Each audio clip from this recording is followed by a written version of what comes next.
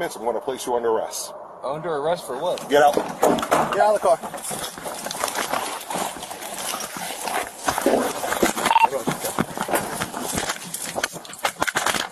Hey guys, I'm Hannah Cox with Ace Politics. Welcome back to my show. This week on Copaganda, we're going to watch a cop pull over a man for flipping him off and actually arrest him. And then I'm going to explain how this is completely illegal. Let's jump in.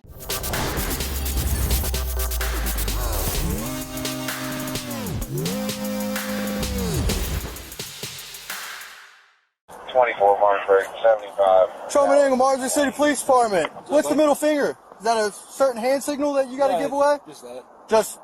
Just to do it? Because I want to. All right, where's your driver's license, registration, proof of insurance? Is that why you pulled Driver's license, registration, proof of insurance. Is that why you pulled Yes, me over? driver's license, registration, proof of insurance. I can. You're in the middle of a traffic stop. Listen, driver's license, registration, proof of insurance. So you pulled me over? Improper hand display.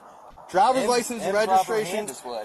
If I have to say it one more time to provide me with the documents, I'm going to place you under arrest. Under arrest for what? Get out. Get out of the car.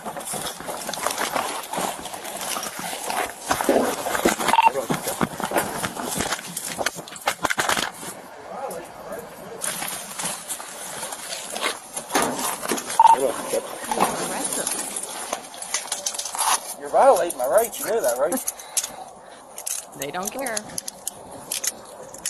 Get your shit off, have him down. Slide back here. Kick it for your bark. That's my constitutional right to do that. Like freedom of speech. What's your name? Send for a record. Let's go.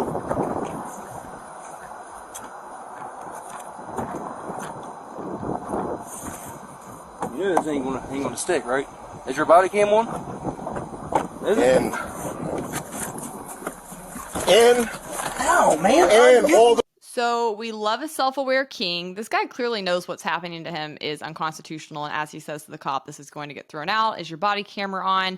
But even though he's in the right, it doesn't prevent what happens to him. So I went and dug in just to make sure we had all the details for the case. I'm going to read you what I found from the civil rights attorney. On February 10th of 2023, Corey Lambert was driving down the road and he gave the middle finger to a police officer who was driving by. That police officer then, in response to the middle finger, initiated a traffic stop. This occurred in Martinsburg, West Virginia. The officer was Cody Engel from the Martinsburg Police Department. Here's what he wrote in his report. I witnessed a white male driver, later identified as Corey Lambert, driving a Chevy pickup truck traveling eastbound on Mall Drive. When I passed Corey, I witnessed him giving an improper hand signal prior to turning left onto Mall Access Road. I then turned around and initiated my emergency lights and sirens and conducted a traffic stop in the parking lot of Grand Home Furnishings on Mall Loop. When I approached Corey, I advised him for the reason for the stop.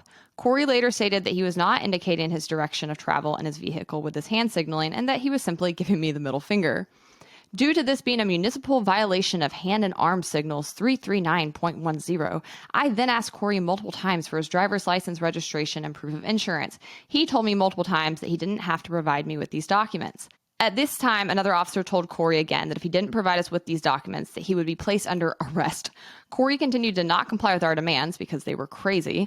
Corey was then placed under arrest at the time and transported back to the Martinsburg City Police Station for processing. Now, according to this report, Corey was then held on a cash-only bond for 4 days and 3 nights following his arrest. That is insanity. You usually would only see a cash-only bond for somebody that they really think is a high risk of fleeing or somebody who's an actual threat to society. They're trying to make it really difficult for him to be able to get out of jail before his trial. That means he can't go to a bonds bailsman and get help like most people could in putting up the full amount that they're demanding. This is insane. And they held him for 4 days and 3 nights. I mean, that's over that amount of time, you could lose your job. That could impact like custody if you have children that you have to pick up. That has serious dire consequences. You could fall behind on your payments that you have to make for things like your car or your mortgage. This is not a small ordeal. This is why we typically do not allow this kind of behavior in our system.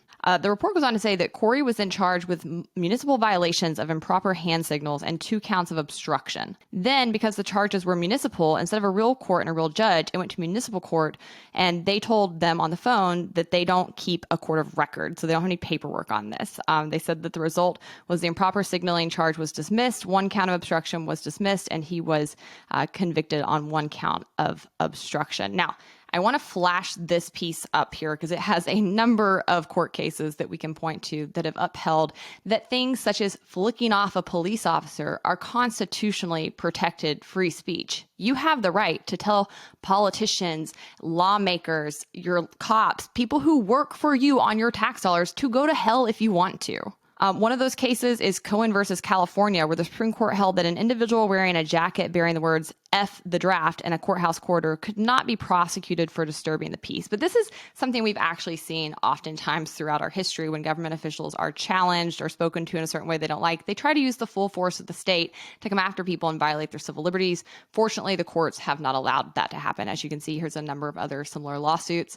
I also found a similar case that the ACLU prosecuted on behalf of somebody in New Jersey that had a similar outcome. This person was also flicking off a cop. The cop tried to claim that that was the reason for pulling them over for a traffic stop. And that cop also lost. The ACLU's attorney there said enforcing manners rather than public safety is a poor use of police resources.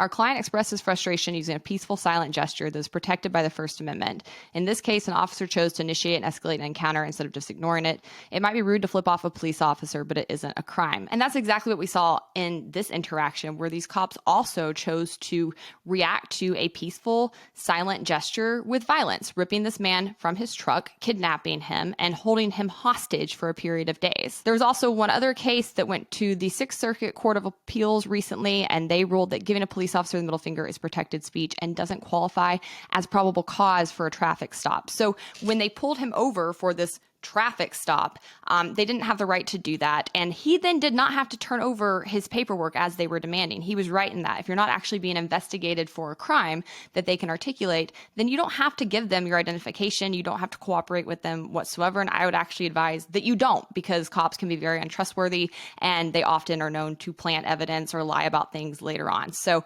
this guy was right to stand his ground. I'm glad to see he was vindicated, but this is the kind of behavior you have to be on guard against and know your rights, because the cops are certainly not there to uphold them. All right, guys, if you like this episode, be sure to subscribe to my channel, leave a comment, hit the like button, and we'll see you next week. Stay based.